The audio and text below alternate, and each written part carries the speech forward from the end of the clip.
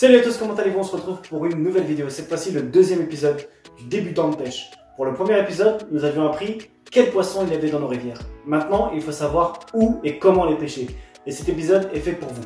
C'est parti. Donc pour cet épisode, nous allons parler des spots précis pour pêcher le carnassier, d'une manière générale. Effectivement, dans chaque plan d'eau, chaque biotope, il y a des spécificités que nous n'allons pas aborder aujourd'hui. C'est pas le but. Si vous cherchez des astuces, il y a certainement des revues ou alors des articles qui ont fait des reportages sur ces techniques spéciales pour chaque biotope et chaque plan d'eau. Aujourd'hui, mon objectif, c'est de vous apprendre à distinguer les bons spots pour pouvoir trouver les carnassiers. Effectivement, j'ai pas encore parlé de matériel et c'est voulu, tout simplement parce qu'on n'est pas encore dans l'action de pêche. On est juste en repérage. Donc on a appris quels poissons il y a dans nos plans d'eau. Maintenant, on repère les spots et après, on continuera pour pouvoir les pêcher. Donc il y a 5 meilleurs spots que je vais vous divulguer aujourd'hui. Ces 5 meilleurs spots sont les plus généraux. Effectivement, il en existe d'autres. Ces spots, on va les diviser en deux parties. Les parties shallow, donc peu profond, entre 0,5 et 2,50 m, et les zones dites deep, donc profondes.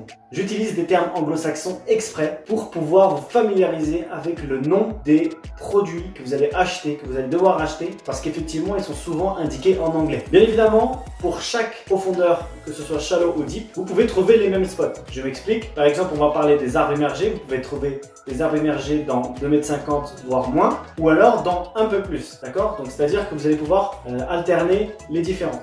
Mais pourquoi je les ai séparés? Tout simplement pour que vous soyez bien éclairés. En ce qui concerne les shallows, c'est un endroit vraiment très apprécié des carnassiers, surtout les brochets en ce début de saison. Ils sont souvent sur les bordures. Alors, beaucoup de choses expliquent cela, mais effectivement, l'une des raisons principales, c'est que il faut s'imaginer que pour le poisson, l'eau, c'est sa barrière. C'est-à-dire que la surface, c'est la barrière du poisson. Donc, quand il arrive, par exemple, à un endroit sur la bordure, il ne peut pas aller plus loin que la bordure. Effectivement, il nage dans l'eau. Donc, c'est comme un mur devant lui. Donc, qu'est-ce qu'il va faire le brochet? Il va se mettre la tête direction la bordure et il va attendre qu'une proie passe devant lui. Comme ça, il a moins de possibilités de s'enfuir. Tout simplement parce qu'il ne peut pas aller vers la bordure. Donc, il a juste à l'attraper comme ceci. Donc, ça, c'est une des raisons. Au niveau des shallows, c'est souvent là où on les pêche du bord. Et c'est à toi que je vais m'adresser. Effectivement, nous ne parlons pas des spots que vous pouvez pêcher en embarcation, que ce soit en flotte tube, en bateau, etc. D'accord? Là, l'objectif, c'est de parler à monsieur tout le monde, du débutant de pêche qui commence et qui cherche le poisson. Donc pour la première zone, le premier poste à prospecter, ce sont les herbiers. Il en existe différentes catégories. Je ne les vous citerai pas parce que je ne les connais pas, mais je peux vous en montrer quelques-uns, notamment les nénuphars, les herbiers qui sont en forme de filaments, d'accord? Tout cela, ce sont des caches pour le brochet. Effectivement, il faut savoir que le brochet chasse à l'affût. Il attend sa proie pour pouvoir l'attaquer. Donc ça, il faut vraiment que vous le mettiez dans vos têtes. C'est le comportement des poissons. Je ferai une vidéo, bien évidemment, par rapport à ça pour chaque poisson. Les leurres à utiliser pour ce spot sont le spinnerbait, qui va moins s'accrocher. Les shads en texan aussi marchent très très bien parce que la pointe de l'hameçon n'est pas dégagée du leurre, donc ça passe bien dans les herbiers. Les jerks ou les minots qui descendent peu profond. Effectivement, certains plans d'eau ont des herbiers qui ne touchent pas la surface. Vous avez une petite espace entre la fin des herbiers et la surface. Et cet espace-là, c'est ici qu'il faut pêcher. Les poissons s'y tiennent à l'affût, tête vers le haut, pour pouvoir attraper tout ce qui se passe par-dessus. Pour le deuxième spot, c'est les arbres immergés. Effectivement, vous avez tous auprès de chez vous des images en tête d'arbres immergés, carrément de forêts immergées, j'en ai déjà vu. Et dedans, ce sont vraiment des très très bons spots pour nos carnassiers. Les perches, les cendres, les brochets et les black bass raffolent de ce spot. Il est très courant de faire du poisson, notamment du carnassier, dans ces endroits. Il faut expliquer pourquoi. Tout simplement, l'arbre mort va attirer des sortes de petites plantes qui vont attirer, eux, des petites bêtes, qui, eux, vont attirer du poisson fourrage et qui, eux, vont attirer des carnassiers. C'est le cycle naturel des choses qui fait que vous allez pouvoir trouver les carnassiers dans ces endroits. Aujourd'hui, je ne vous dis pas comment les pêcher, laquelle technique aborder sur chaque spot.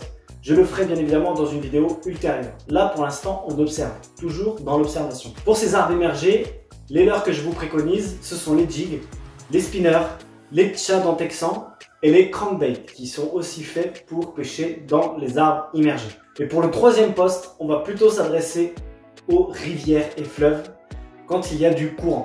Effectivement, vous savez très bien qu'il y a un courant principal et parfois vous avez une zone de calme. Et en fait, cette zone de calme va être l'endroit idéal pour le brochet. On revient toujours au garde-manger.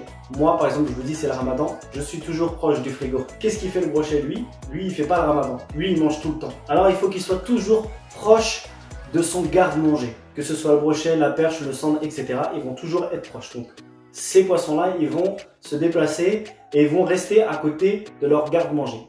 Et ces endroits-là, les amortis, les contre-courants, ce sont des spots idéaux pour pêcher nos carnassiers.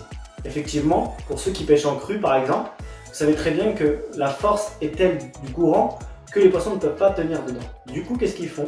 Ils sont malins, ils vont se mettre dans les contre-courants où ils ont moins besoin de dépenser d'énergie et du coup, c'est plus facile pour eux de se tenir en paix et de chasser le poisson. Miam miam. Pour ces endroits-là, je préconise le shad. Le shad marche très bien dans ces endroits-là. À nager vraiment en planant tout doucement, notamment pour le sandre et la perche, c'est juste magnifique. Le crankbait aussi peut faire la différence et il y a d'autres possibilités de pêcher avec d'autres leurres. Donc c'en est fini pour les zones shallow. Il existe bien évidemment d'autres spots, mais je ne vous citerai pas ça aujourd'hui. Pour le deuxième groupe, il s'agit des endroits deep, des endroits profonds. Et là, il va falloir un petit peu d'imagination pour pouvoir visualiser un petit peu vos plans d'eau. Effectivement, vous n'êtes pas sans savoir que dans chaque plan d'eau ou dans chaque rivière, il y a une dénivellation du fond. C'est-à-dire que vous allez par exemple passer de 0,50, 2,50 m à hop, une cassure à 4 mètres qui remonte un petit peu, qui redescend, qui remonte, etc. Donc c'est pas rectiligne un fond, c'est toujours un petit peu en dents de scie comme ceci. Notamment dans les gravières où il y a vraiment des grosses cassures dès la bordure et ce sont des postes idéaux pour pêcher les carnassiers. C'est vraiment hallucinant. Par exemple, les perches et les sandres s'y tiennent vraiment souvent. Le black bass aussi dans certaines régions. Et le brochet, il adore faire ses chasses. Ça marche vraiment bien. Donc les cassures, pourquoi je vous dis de visualiser? Parce qu'on n'a pas forcément des échosondeurs sur place. J'entends quoi? À part le tipeur, il n'y a pas du bord un échosondeur qui puisse vous permettre de visualiser ces cassures. Alors comment faire? C'est très simple. Il suffit tout simplement de le faire avec un leurre. On prend un shad, on lance et on laisse couler. On compte 1, 2, 3, 4, 5, etc. Et on sait la profondeur. Et dès qu'on sent une retenue au niveau du shad, vous savez que vous êtes sur la cassure et que vous commencez à remonter. Et cette partie-là, vous devez, et j'insiste, vous devez vraiment insister dessus parce que ce sont des zones vraiment très intéressantes pour les carnassiers. Pour ce spot, je vous préconise des shads, des cranks, des lames, des shads à palette, etc. Des choses qui descendent vraiment profond. Vous n'êtes pas obligé de pêcher la cassure parce que parfois les poissons se tiennent soit au-dessus de la cassure, soit en bas de la cassure. Cela dépend. Et pour le dernier spot, on va parler des obstacles immergés. Il en existe de différentes catégories, que ce soit des épaves, des ponts qui sont effondrés, des éboulis, des piles de ponts, etc., etc. Il y a énormément d'objets immergés, même des branches, et j'en reviens à ce que j'ai dit au début, que les deux catégories peuvent aller dans l'un ou dans l'autre. Par exemple, des abris immergés, des forêts immergées, ça existe aussi. Donc ça dépend des plans d'eau que vous avez vous. Mais jamais négliger ces endroits. Pareil, comment on sait qu'il y a quelque chose à cet endroit-là? Effectivement, vous allez certainement perdre des leurres, ça c'est sûr. Mais une fois que vous aurez compris comment est fait le fond, vous allez moins perdre de leurres et vous allez passer vraiment efficacement sur ces structures qui sont un abri idéal pour les carnassiers à l'affût ou alors de repos. C'est vraiment très intéressant de les pêcher et les perches, les sandres et les brochets adorent particulièrement ces coins.